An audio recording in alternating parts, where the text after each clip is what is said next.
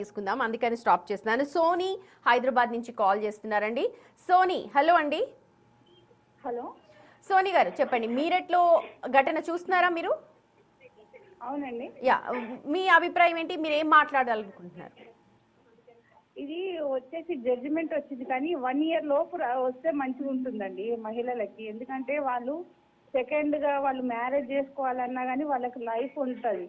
ఈ మొత్తం 7 సంవత్సరాలు మొత్తం ఇక్కడే లైఫ్ అయిపోతే మళ్ళీ ఆ అమ్మాయికి వేరే లైఫ్ స్టార్ట్ చేయాలన్నా కానీ అంటే ఆడవాళ్ళు ఇప్పుడు 25 దాటిన తర్వాతే మ్యారేజ్ చేస్తున్నారు కదా. అయితే ఆ తర్వాత వాళ్ళు ఈ విడాకులు వీటికి టైం అయిపోతే ఇంకా మళ్ళీ సెకండ్ మ్యారేజ్ చేసుకోవాలంటే ఏజ్ సోనీ గారు దీనికి రజనీ గారు ఆన్సర్ చెప్తారు. ఎందుకంటే మ్యూచువల్ గా అయితే ఐ థింక్ ఈ మధ్య కాలంలో త్వరగానే అయిపోతున్నాయి విడాకులు. ఒకవేళ మ్యూచువల్ కాని పక్షంలోనే ఉంటే, అంటే ఒకరికి ఇష్టం ఉండి ఒకరికి ఇష్టం లేకపోతేనే వాయిదాల మీద వాయిదాలు పడుతుంటాయి. కానీ ఒకవేళ ఇద్దరు అంగీకరించి మాకు విడాకులు కావాలంటే ఐ థింక్ వెంటనే మంజూరు చేస్తుంది కోర్టు అని అనుకుంటున్నారు. రజనీ గారు మీరైతే ఇంకొంచెం క్లారిటీగా చెప్తారేమో.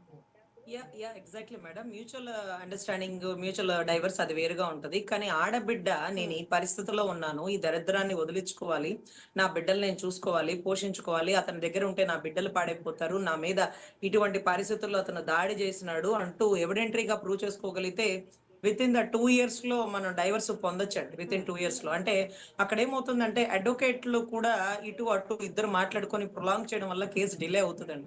కొంచెం దీన్ని పరిశూ చేసుకుంటూ మీరు ఎంక్వైరీ చేసుకుంటే విత్ ఇన్ 2 years లో మేము చాలా మందికి డైవర్స్ ఇప్పించగలిగినామండి. అంటే ఇక్కడ ఆడబిడ్డకు సంబంధించినటువంటి రజనీ గారు, సోనీ గారు ఉన్నారా మీరు లైన్ లో? అవునండి.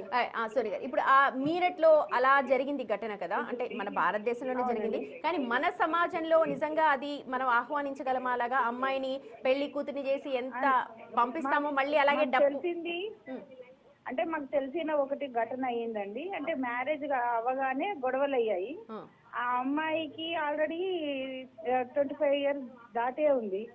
అయితే ఆ అమ్మాయికి 1 year లో దాటింది, అయినా కానీ న్యాయం కాలేదు. ఓన్లీ మ్యారేజ్ అయ్యి వారం కూడా తిరగలేదు. Okay okay okay okay right right. అయితే ఆ అమ్మాయి అంటే ప్రాబ్లం ఏంటి అనేది పూర్తిగా మీరు ఏమీ చెప్పలేదు, సంబంధించి కూడా తెలియదు. కాబట్టి మీరు అంటున్నారు అర్లీగా ఇంకొంచెం త్వరగా జడ్జ్మెంట్ ఇస్తే మిగిలిన వేరే పనులు కావచ్చు, లేకపోతే ఇంకొక పెళ్లి చేసుకోవడానికి అమ్మాయికి వెసులుబాటు ఉంటుంది అంటున్నారు. మనము చూస్ చేసుకోవడంలో కొంచెం మిస్టేక్.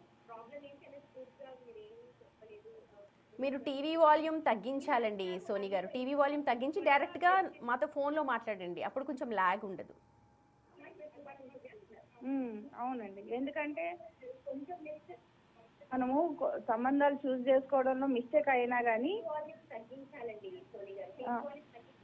మనము చూస్ చేసుకోవడంలో తప్పు నిర్ణయాలు తీసుకున్నా కానీ జడ్జిమెంట్ తొందరగా వస్తే మళ్ళీ ఆ అమ్మాయికి లైఫ్ ఉంటుంది. Right right. Okay okay fine fine, thank you.